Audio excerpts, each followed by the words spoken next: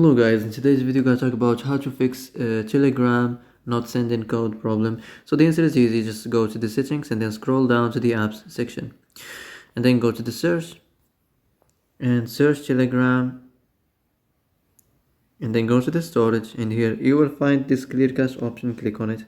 Now you can go check it if it works, and if it didn't you can try to restart your phone or turn the Wi-Fi off and on or the Bluetooth off and on. Also you can try to clear data, but be careful. If you clear data, all the files, all the telegrams data will be deleted. This includes all files, the chats, the messages, the media, all of them will be deleted. So be careful if you want to clear your data. So that's it for today's video. I hope this is the answer you've been looking for. If you like this video, don't forget to like and subscribe, and see you in the next video.